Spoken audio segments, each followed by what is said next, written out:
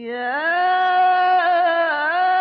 أيها الرسول بلغ ما أنزل إليك من ربك وإن لم تفعل فما بلغت رسالته. Bismillahirrahmanirrahim. Assalamualaikum warahmatullahi wabarakatuh. Assalamualaikum ya sayyidati nisa'il alamin. Assalamualaikum ya walidata hujjajillahi ala nasi ajma'in. Assalamualaikum ya Fatimah Zahra. Memulai pembicaraan tentang wanita mulia di muka bumi ini, saya akan membacakan sebuah hadis yang disampaikan langsung dari Rasulullah, yang dimana Rasulullah menggambarkan kecintaannya dan kedekatannya beliau kepada Fatimah Zahra sallallahu alaiha. Bismillahirrahmanirrahim. Qala Rasulullah sallallahu alaihi wa alihi wasallam, Fatimatu bid'atu minni, man sarraha faqad sarrani wa man sa'aha faqad sa'ani, Fatimatu a'azzun nas ilayya. Dalam satu hadis yang dikatakan oleh Rasulullah mengenai Fatimah Zahra, Fatimah adalah belahan jiwaku. Barang siapa yang membuatnya bergembira, maka dia telah menggembirakanku. Barang siapa yang membuatnya sedih, maka dia telah menyebabkan aku sedih. Fatimah adalah orang yang paling mulia di hadapanku.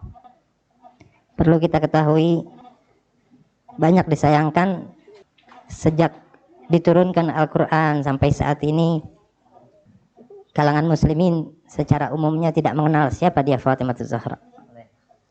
Ini salah satu kesedihan yang dialami oleh Fatimah Zahra. Sangat disayangkan sekali. Seorang wanita yang harus kita nomor satukan, yang harus kita jadikan panutan dalam kehidupan sehari-hari, yang harus kita jadikan sebagai tolak ukur dari semua kegiatan, khususnya para kaum ibu. Tetapi amat disayangkan, banyak orang yang tidak mengenal siapa Fatimah Zahra sallallahu alaiha. Dari pembahasan hari ini, bertepatan dengan kelahiran Sayyidatina Fatimah Zahra, saya akan berusaha memberi satu gambaran dan akan menceritakan kelebihan, banyak kelebihan yang didapati di dalam diri Fatimah Zahra. Saya akan sedikit membicarakan dari banyak kelebihan yang didapati dalam kepribadian Fatimah Zahra, yaitu tentang syafa'at Zahra, yaitu syafaat dari Fatimah Zahra sallallahu alaiha. Di saat itu Rasulullah sallallahu alaihi wa alihi wasallam mendapat perintah dari Allah Subhanahu wa taala untuk khalwat, pergi ke satu tempat untuk menyucikan diri selama 40 hari berturut-turut. Dengan adanya perintah tersebut, Rasulullah melakukan kegiatan ataupun perintah tersebut. Rasulullah izin terhadap istrinya, yaitu Khadijatul Kubra, wahai Khadijah, janganlah kau bersedih, karena aku akan pergi sendiri untuk menyucikan diriku selama 40 hari berturut-turut. Di siang hari aku akan berpuasa, di malam hari aku akan bermunajat sebanyak-banyaknya kepada Allah Subhanahu wa taala. Pada hari pertama Rasulullah berpuasa, datang hidangan dari sorga. Ketika Rasulullah membuka sebuah mangkok yang berisikan makanan sorga, Rasulullah berbuka puasa dengan makanan sorga, dan sambil ia bermunajat setelah itu. Pada hari kedua, seperti itu kejadian sampai 40 hari terus menerus. Di saat hari yang ke-40, datanglah Jibril membawakan makanan untuk buka puasanya Rasulullah. Kemudian dengan pesan bahwasanya Allah telah memerintahkanmu untuk pulang kembali ke rumah istrimu. Setelah itu Rasulullah berbuka puasa, memakan makanan tersebut. Setelah Rasulullah memakan makanan tersebut, kemudian Rasulullah pulang ke rumah Khadijatul Kubra. Khadijah sebagai seorang istri merasa rindu yang amat sangat kepada Rasulullah karena 40 hari tidak bertemu dengan Rasulullah. Selayaknya seorang istri ketika datang si suami, maka ia akan memancarkan kegembiraan dalam kepribadiannya. Dari makanan yang telah Allah berikan, dari perjalanan 40 harinya Rasulullah, di dalam satu cerita lain diceritakan bahwasanya Rasulullah dari makanan tersebut terciptalah nutfah, benih yang akan menjadi keturunan darah dagingnya Rasulullah yang dititipkan di rahimnya Khadijatul Kubra, dan itu dilakukan setelah 40 hari Rasulullah mensucikan dirinya dengan puasa dan berzikir kepada Allah Subhanahu wa taala. Bisa digambarkan betapa agungnya Fatimah Az-Zahra. Ia akan dilahirkan dari Rasulullah sallallahu alaihi wasallam dengan usaha dan jeripaya yang sangat luar biasa yang dilakukan Rasulullah, berpuasa dan melakukan ibadah dalam setiap malam selama 40 hari. Ditambah lagi ketika Rasulullah akan melakukan buka puasa, yang dimakan oleh Rasulullah adalah makanan surga. Sebagaimana dikatakan dalam hadis lain, ketika Rasulullah sallallahu alaihi wasallam merindukan baunya surga, maka dipanggillah Fatimah Az-Zahra dan diciumlah leher Fatimah Az-Zahra. Karena Rasulullah merindukan bau surga. Fatimah Az-Zahra seorang wanita yang sukses dalam kehidupannya dengan masa yang sangat singkat. Tapi sayang sekali kita tidak menjadikan beliau menjadi figur dalam kehidupan kita sehari-hari. Nah, dengan kelahiran Fatimah Az-Zahra, nantinya saya akan bicarakan tentang syafa'atu Fatimah Az-Zahra. Saya akan membicarakan itu nantinya.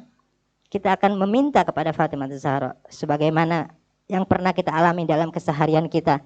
Apabila kita merasakan kegembiraan dalam hati, apapun yang diinginkan oleh orang yang kita sukai, pasti kita akan beri. Hari ini adalah hari kegembiraan Fatimah Az-Zahra. Maka kita memohon kepada Fatimah Az-Zahra untuk memberi syafaat kepada kita semua. Ini perjalanan singkat tentang kelahiran Fatimah Az-Zahra. Sebelum kelahiran Fatimah Az-Zahra, Rasulullah melakukan puasa dan zikir selama 40 hari berturut-turut. Di dalam kelebihan lain, salah satu contoh dikatakan Fatimah Az-Zahra Sayyidatun Nisa'il Alamin, perempuan agung sepanjang masa. Di dalam ayat Al-Quran, Allah telah merekam sejarah Sayyidatuna Maryam. Sayyidatuna Maryam mempunyai gelar yang sama seperti yang dimiliki oleh Fatimah Az-Zahra, tetapi Sayyidatuna Maryam menjadi wanita agung semasa hidupnya saja. Kalau Fatimah Az-Zahra kelebihannya menjadi wanita agung untuk selamanya. Bisa dibayangkan bahwasanya Fatimah lebih dari Sayyidatuna Maryam. Allah Subhanahu wa taala merekam dalam satu cerita dalam satu Al-Qur'an seorang seperti Sayyidatuna Maryam yang mempunyai gelar wanita agung semasa hidupnya. Apa yang bisa dilakukan dengan kelebihan-kelebihannya? Maka Al-Qur'an telah merekam itu kejadian. Di dalam Al-Qur'an dikatakan fataqabbalaha rabbuha biqabulin hasanin wa ambataha nabatan hasana wa kaffalaha Zakaria. Saya akan terjemahkan sebentar lagi. Kullama dakhala 'alaiha Zakaria al-mihrab wajada 'indaha rizqa. Ini seorang wanita seperti Sayyidatuna Maryam. Ketika Nabi Zakaria memasuki tempat salatnya Sayyidatuna Maryam, maka dijumpai di tempat salat tersebut makanan yang dikirim oleh Allah dari surga. Ini Sayyidatuna Maryam mempunyai satu tingkatan ataupun satu kelebihan menjadi wanita agung untuk semasa hidupnya. Bagaimana lagi nanti Fatimah akan lebih dari ini. Kalau seorang wanita seperti Sayyidatuna Maryam, ketika Nabi Zakaria memasuki tempat salatnya Sayyidatuna Maryam, dijumpai di sana makanan yang dikirim oleh Allah dari surga. Bagaimana lagi Fatimah Az-Zahra, yang mana mempunyai gelar wanita agung untuk selamanya. Keridhaan Allah semua ditumpukan atas keridhaan Fatimah Az-Zahra. Ridallaha fi ridha Fatimah. Allah ridho akan perbuatan hamba apabila Fatimah ridho dengan perbuatan tersebut. Saya tidak akan berpanjang lebar untuk membicarakan hal ini. Saya akan mau menggambarkan derajat Fatimah Az-Zahra di atas para wanita lain, termasuk Sayyidatina Maryam. Apa kelebihan Fatimah Az-Zahra? Di dalam satu hadis yang sangat menyejukkan hati apabila kita menjadi orang yang mencintai Fatimah Az-Zahra salamullah alaiha. Di dalam keseharian kita mengetahui bahwasanya kehidupan ini penuh dengan banyak masalah dan banyak problema dalam kehidupan ini. Kadang-kadang menghadapi masalah terhadap anak, kadang-kadang menghadapi masalah tentang suami, tentang diri kita sendiri, tentang tetangga kita, tentang segala sesuatunya. Kita perlu banyak belajar kehidupan yang dialami dan dijalani oleh Fatimah Az-Zahra. Salah satu pesan ataupun salah satu perlakuan Fatimah Az-Zahra terhadap para suaminya diungkapkan dalam satu hadis ketika Imam Ali bangun tidur dari tidurnya. Kemudian ia menanyakan kepada Fatimah Az-Zahra, "Wahai putri Rasulullah, apakah engkau mempunyai makanan yang bisa aku makan?" Kemudian Fatimah itu menjawab, "Wahai suamiku, aku tidak mempunyai apa-apa. Sama sekali. Kalaupun aku mempunyai segala sesuatu, pasti aku akan mendahulukanmu dibanding diriku sendiri ataupun anakku." Menunjukkan Fatimah Az-Zahra hidup dengan kesederhanaan yang sangat luar biasa. Tapi di dalam kesederhanaan tersebut dia tidak pernah memaksa si suami untuk mencari sesuatu yang lebih. Kemudian Imam Ali berkata kepada Fatimah Az-Zahra, "Wahai putri Rasulullah, kenapa kau tidak memberitakanku bahwasanya kau tidak memiliki apa-apa yang untuk kau makan?" Apa jawaban seorang wanita yang menjadi istri bagi seorang laki-laki? Dengan nada yang sangat lembut Fatimah itu berkata, "Ya Ali, wahai suamiku, aku tidak akan pernah meminta sesuatu yang kau tidak mampu untuk memberikannya." Bayangkan Fatimah Az-Zahra, putrinya Rasulullah, putrinya orang yang paling mulia di muka bumi ini, berkata dengan perkataan yang lemah lembut kepada si suami, mengatakan, "Saya tidak akan pernah menuntut segala sesuatu yang memberatkanmu nanti di hadapan Allah Subhanahu wa taala." Inilah kelebihan Fatimah Az-Zahra sallallahu alaihi wasallam. Salah satunya diantaranya kesabaran Fatimah Az-Zahra dalam kehidupan sehari-hari. Mungkin nanti dalam hal-hal lain mungkin ustadz-ustadz yang lain akan menambahkan itu. Saya akan mengambil satu sikap ataupun satu cerita, yaitu tentang syafa'atu Fatimah Az-Zahra sallallahu alaiha. Karena apa? Karena kita mengetahui bahwasanya Sayyidatina Maryam menjadi wanita agung semasa hidupnya. Dia mempunyai kelebihan yang direkam oleh Al-Quran bahwasanya ketika masuk mihrabnya ada makanan dari surga. Bagaimana lagi dengan kedudukan Fatimah Az-Zahra salamullah alaiha. Sebagaimana biasanya ketika kita mengalami satu masa-masa senang, kegembiraan akan hampir kepada kita ataupun kita mendapatkan sesuatu yang kita inginkan, maka kita akan suka dan senang. Ketika kita dalam keadaan seperti itu, apapun yang orang minta pasti kita berikan. Sekarang ini Fatimah Az-Zahra lagi memperingati, lagi melihat, lagi menyaksikan kegembiraan pengikutnya untuk membuat satu acara ataupun membuat satu majelis ta'lim yang menceritakan tentang kelahiran Fatimah Az-Zahra. Fatimah Az-Zahra akan memberikan hadiah-hadiah kecil buat kita. Maka kita minta di antara hadiah itu adalah syafaatnya Fatimah Az-Zahra. Semoga Fatimah Az-Zahra menulis di dalam bukunya bahwasanya kita adalah termasuk orang-orang yang mencintai Fatimah Az-Zahra sallallahu alaiha. Salah satu contoh hadis yang dikatakan, salah satu dari keluarga Rasulullah berbicara, "Fatimah waqifatun ala babi jahannam." Nanti kalau udah meninggal semua di dunia ini, nanti ada hari kebangkitan akan dihisap, masuk surga ataupun masuk neraka. Di saat itu tidak ada pertolongan sama sekali. Terkadang kita lupa dengan diri kita sendiri karena terlalu berat kita mempunyai dosa dan terlalu banyak kita melakukan kesalahan. Orang tua kita tidak akan mau menolong kita. Anak kita tidak akan menolong kita. Mungkin diri kita pun sendiri takut kepada kita. Sampai kita ditanya, "Siapa namamu?" Kita lupa dengan itu. Karena terlalu mengerikan sekali siksaan api neraka. Fatimah Az-Zahra berdiri di samping ataupun di depan pintu api neraka tadi. Fa idza kana yaumul qiyamah, katanya, apabila datang hari kiamat dan hari penentuan nantinya, semua orang akan tertulis di matanya dia. Akan tertulis di bagian jidat, simatuhum, ada dalam rekaman Al-Quran. Nanti di muka-muka kalian ada tulisan-tulisan yang akan menjelaskan siapa kalian sebenarnya. Nanti di mata-mata orang-orang penghuni hari kiamat nanti akan ditulis di situ mukminun au kafir. Dia orang Islam, orang mukmin ataupun dia orang kafir. Fayu'maru bimuhibbin an qad katsara dzunubuhu. Dan setiap orang yang mempunyai dosa yang sangat banyak, maka Allah memerintahkan kepada para malaikatnya untuk mendorongnya masuk ke api neraka. Tapi ingat, Fatimah Zahra berdiri di depan pintu api. Tujuannya apa ibu-ibu? Tujuannya tadi untuk memberikan hadiah yang kita pernah minta tadi. Maka sekarang kita meminta kepada Fatimah Zahra untuk dimasukkan menjadi orang yang mendapat syafaat dari Fatimah Zahra sallallahu alaiha. Kemudian ilahi wa sayyidi. Ketika seorang tadi mulai dimasukkan ke api neraka karena terlalu banyaknya dosa, kemudian di balik matanya itu ada tulisan bahwasanya dia pencinta Fatimah. Maka Fatimah berkata kepada Allah, "Ya Allah, kenapa kau memberi namaku Fatimah? Kau telah memberiku nama Fatimah." Apa arti Fatimah? Fatimah itu adalah pemisah, penjaga dia dan para pengikutnya dari panasnya api neraka. Samaitani Fatimah, kau telah memberi nama aku Fatimah. Wa futim tabi, dan kau telah menjaga aku dari panasnya api wa futim tabi man tawallani, dan kau akan menjaga orang yang mencintai aku. Wa tawalla dzurriyyati, dan orang yang selalu akan mencintai keturunanku, kata Fatimah Zahra.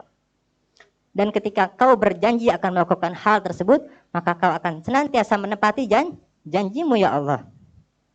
Kemudian Allah berkata kepada Fatimah Zahra, "Sadaqti ya Fatimah."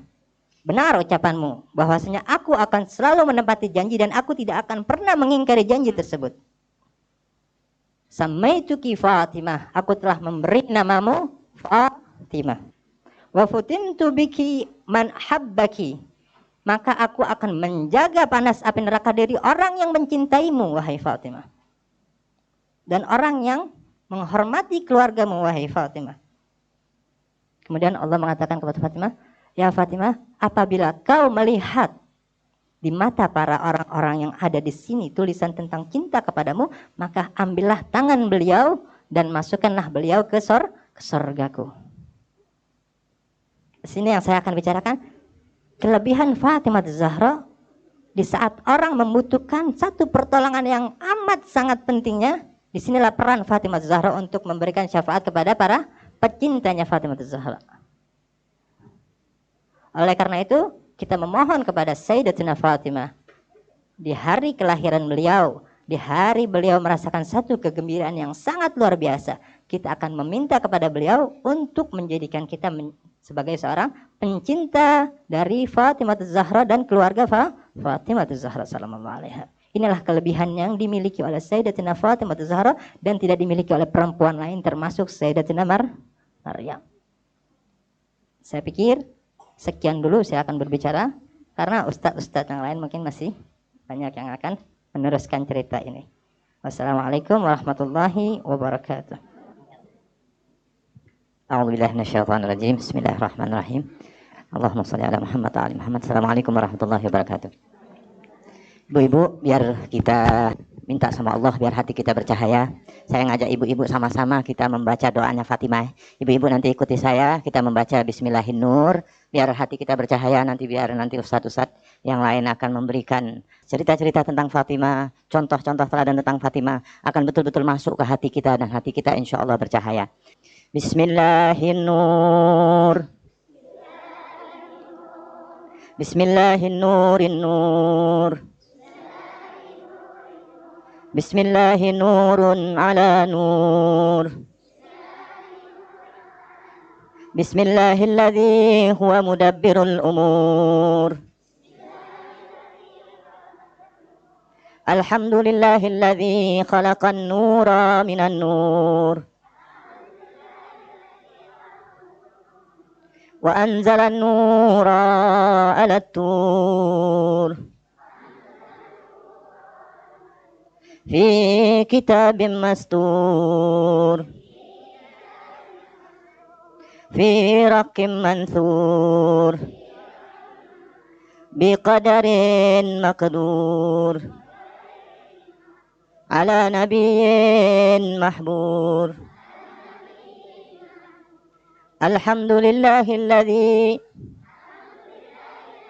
هو بالعز مذكور وبالفخر مشهور وعلى السراء والضراء مشكور وصلى الله على سيدنا محمد وآله الطاهرين اللهم صل على نور الأنوار وسر الأسرار وترياك الأغيار ومفتاح باب اليسار سيدنا محمد المختار وآله الأطهار وأصحابه الأحيار عدد نعم الله وإفضاله. Alhamdulillah. Mudah-mudahan nanti hati kita bercahaya.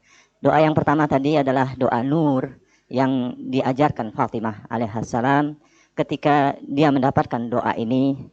Dia ajarkan kepada Salman Al-Farisi. Pernah satu hari Imam Ali ketemu Salman di saat Rasulullah sudah wafat, ibu-ibu. Waktu itu Sayyidina Ali nanyakan, ya Salman, kenapa kau tidak pernah berjumpa dengan kami? Kenapa tidak kau datang kepada kami? Ya Imam Ali, katanya, saya begitu tidak kuat, katanya, kalau ingin ketemu engkau pasti aku ketemu Rasulullah. Ketika aku melihat engkau, ketika aku melihat Fatimah, pasti aku kangen dengan Rasulullah dan hatiku tidak akan begitu kuat. Sehingga aku bukan karena aku membencimu untuk tidak ketemu kamu, katanya. Kemudian Imam Ali mengatakan kepada Salman, ya Salman, datanglah ke rumah Zahra alaihissalam, ada oleh-oleh untukmu. Kemudian Salman datang kepada Fatimah Zahra. Saat itu Fatimah Zahra betul-betul mengalami kesedihan yang luar biasa ketika dia sudah ditinggal oleh kekasihnya, ayahnya Rasulullah SAW. Fatimah Zahra alaihissalam begitu sedihnya dia memikirkan keadaan umat ayahnya yang sudah banyak menyimpang, walaupun ayahnya baru beberapa saat saja meninggalkan mereka. Fatimah Zahra di saat kesendirian, dia berada di rumahnya, mendadak ada 3 perempuan bidadari yang datang serentak masuk ke rumahnya. Fatimah sempat kaget, siapakah Anda semua ini? Saya tidak kenal Anda, Anda bukan orang Madinah dan juga bukan orang Mekah. Memang kami adalah bidadari sorga yang datang ingin menghibur engkau, wahai Fatimah, katanya. Fatimah menanyakan salah satu di antara mereka, siapa kamu yang paling tinggi, yang paling besar, yang paling cantik, luar biasa, siapakah? Man anti, katanya. Yang satu mengatakan, aku adalah Makdudah, namaku adalah Makdudah. Kenapa engkau dinamai Makdudah, katanya Fatimah.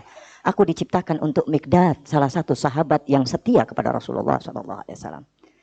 Yang kedua ditanya oleh Fatimah, siapakah anti ini?